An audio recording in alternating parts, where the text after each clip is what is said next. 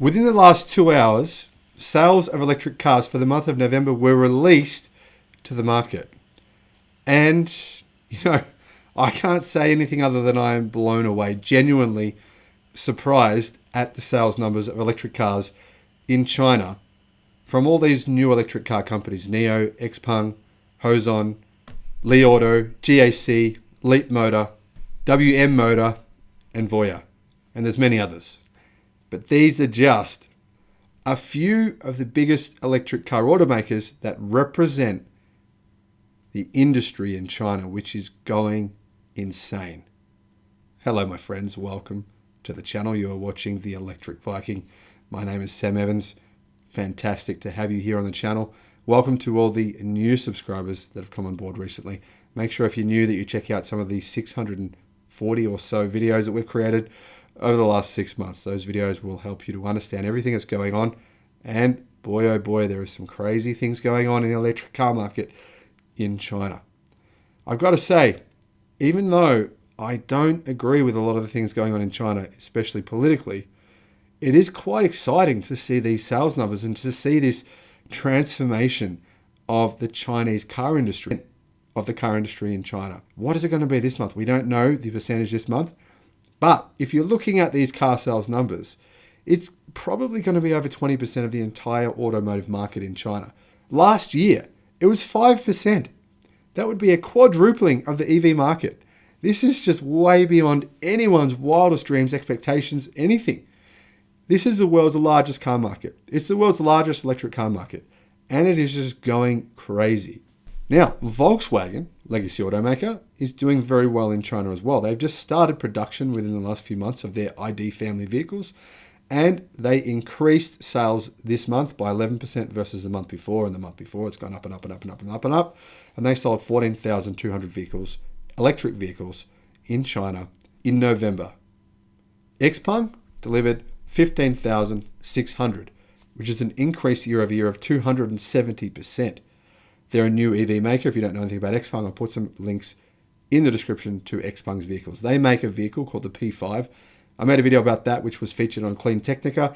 And you know what? That vehicle is a freaking game changer because it's the same price as a Toyota Camry. And if you walked into a dealer and they said, here's a Toyota Camry, here's the Xpeng P5, and you walked out with a Toyota Camry, I'd have to say you're clinically insane and have to get you admitted to some kind of place for the special. Place for the people who are having issues or on drugs or something like that. The P5, okay, it's seriously a game changer. I'll put a link in the description below to that video so you can check that out if you haven't seen it.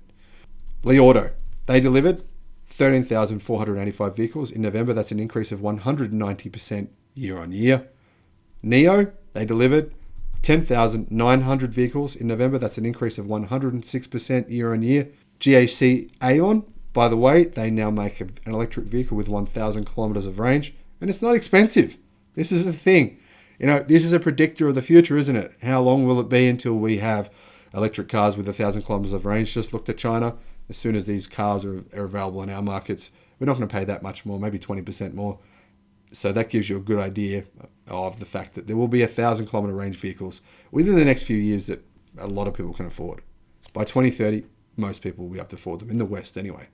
GAC Aeon, they delivered 14,566 electric cars in November. That's an increase of 123% year over year. Now, their sales have increased every single month this year as well.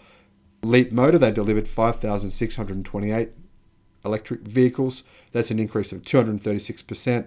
WM Motor, they delivered 5,000 vehicles in November. That's an increase of 67% year over year.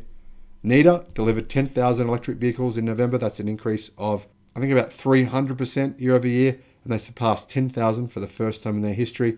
Now, NIDA, they're also a very interesting car manufacturer. I just made a video about them, about the electric cars that they sell, which are seriously affordable. 10,000 US dollars gets you basically a full-size sedan. They are now partnering with Huawei to put Huawei's technology into their cars. This is the next frontier for Chinese electric vehicles. They're putting in incredibly impressive technology from their other Chinese technology counterparts in order to compete, because competition is so fierce in China. If you don't do this, you can't sell cars. seriously, there are so many affordable vehicles there in China. There is like 300 EV makers. You have to be really impressive to be able to compete. Now, I haven't mentioned BYD because we don't normally find out BYD sales figures until about a week after the month ends.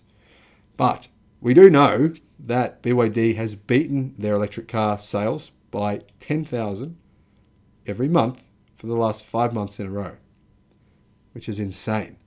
They basically moved from being about a 50-50 electric to petrol vehicle manufacturing company to being 93% electric and about 7% petrol in the last month. So what's going to happen with BYD when we find out their sales figures, which I'm really excited to see, very intrigued to see, I should say. It's going to be interesting to see if they've continued to increase the number of electric cars they sell. Now, I don't know how they're doing this. I don't know how they're producing so many EVs, how they've gone from producing, to just producing, what did they sell last month? 45,000 electric vehicles and 40,000 plug-in hybrids. Insane. So it's going to be really interesting to see what they have sold, and I'll bring you that information as soon as I find out. Now, what is this all telling us? Well, it's telling us that every single electric car manufacturer in the top 10 in China, let's assume BYD has continued their incredible sales growth this year because it doesn't show any signs of slowing down, then that would mean every single manufacturer in the top 10 has significantly increased sales this month versus last month, but massively compared to the same month last year. I think probably we're going to see 20 to 22% of all cars sold in the month of November in China be fully electric vehicles. What does that mean? It means the electric revolution is happening globally on a way faster scale than I predicted, than anyone has predicted. I mean, this just makes the mainstream media look like the biggest fools in the world, because I have been saying things where people have been saying, you're a moron, I'm going to unsubscribe because you're saying it's going to happen too fast. It's not going to happen that fast.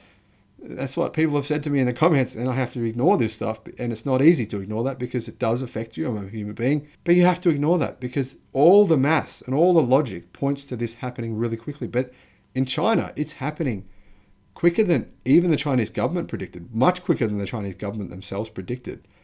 And still, they're still pouring in billions of dollars in subsidies to make this happen faster. Why? Well, they want to take over this automotive industry. And I've talked about that in numerous different videos. Is that a good thing? No. No. It's good that China's building more electric cars, no doubt. But we don't want one country to take most of the automotive industry. That is dangerous. We need these electric car manufacturers to speed up their plans. We need Ford and General Motors to speed up their electric car plans. Toyota, they're a basket case. They're just whatever. I mean, the car companies that are planning to go EV, and there are quite a few of them, Volkswagen is a big player and will become an even bigger player by 2030.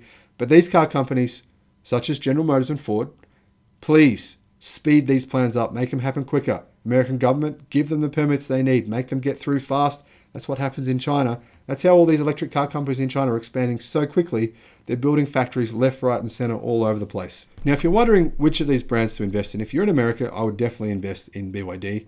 If you can, in whatever country you're in right now, my strong recommendation has been this for 6 months: invest in BYD.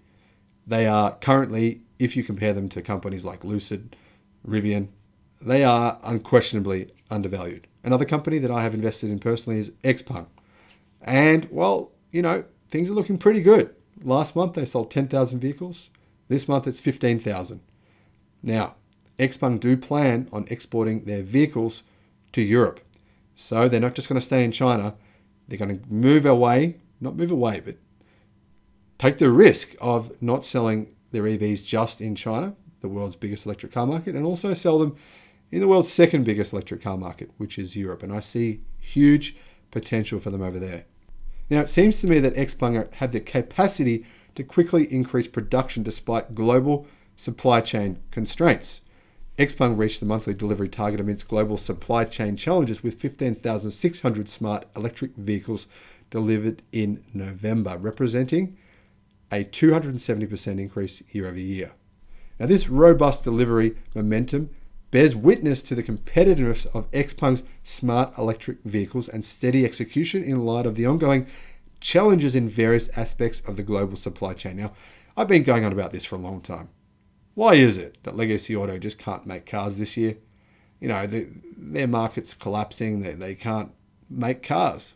Why is it? But all these Chinese electric car companies, their sales are up 200, 300, 400% this year. Is this just some sort of anomaly?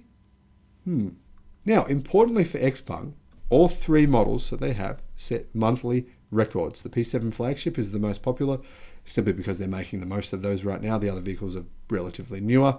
But the new G3i is not far away at 5,456 sales.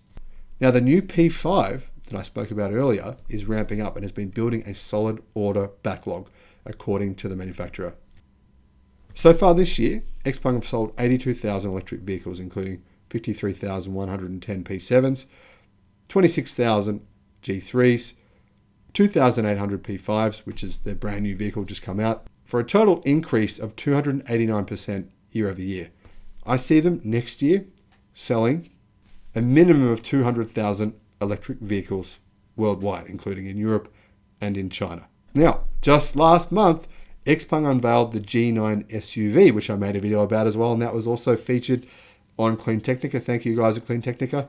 I'll put a link to your article as well. Now make sure you check out my video about the G9 SUV. It's very, very cool.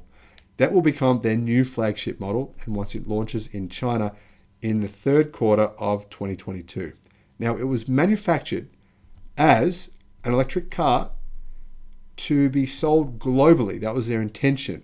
It's the first model to be designed according to international safety and environmental protection standards. First production model to incorporate a set of groundbreaking in-house technologies, including the XEEA 3.0 electronic and electric architecture, the latest XPilot 4.0 advanced driver assistance system, which comes with, I think, 3 LiDAR and about 50 different sensors, and the technology on these things is quite incredible. Xpeng's autonomous driving technology is seriously impressive. I made a video about that too. I'll put a link to that video in the description as well. And it also comes with their next generation XPower 3.0 powertrain and supercharging system.